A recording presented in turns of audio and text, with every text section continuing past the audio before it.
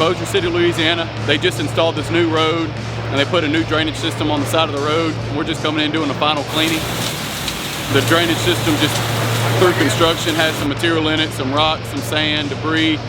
And before they turn it over to the state or city, whoever this road is going to belong to, they have to make sure that all of the drainage system is in good working order, clean, in the best possible condition it can be in. So right now he's running this jet head from downstream up to the upstream manhole, which is where we're standing now. It's about 700-800 foot of storm drain line. We try to be very thorough with it. It's a job that we could do a little bit quicker, but instead of making one pass and just assuming we're getting it, we make sure to make 2 to 3, sometimes 4 passes on these lines to make sure that they're completely spotless. That way when our customer turns it over to whoever they're working for, it is the absolute best product that could be put out.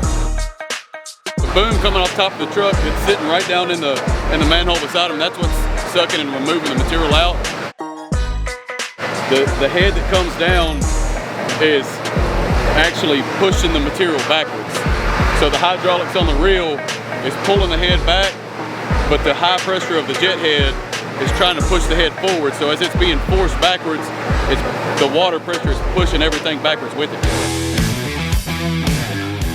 It's an Aquitech V10 unit. It's considered a combination unit, which means it has a vacuum and it has a water system on it. So it has the big hose reel on the back, which is what we use to clean storm drains, sewer lines, anything that we need to go a long distance. It also has a smaller hose reel on the side for hydro excavation. So if you have anything that you need to dig, but there might be some type of utility in the way, gas line, fiber line, electric line, anything that might be in the way of trying to use the excavator, you can hydro excavate, which is pretty much just, it's digging with a pressure washer. You take a pressure washer and you cut the ground, slurry it up, and then you use the boom to suck the mud up. You end up with a clean cut ditch with no risk of tearing up any type of utilities that might be in the way. It's most definitely important to do a thorough job for many reasons. A customer pays for a certain product. You want to make sure they get the best product possible. In my mind, anything that's left in the line is not what they paid for. So I want to make sure we get it all out.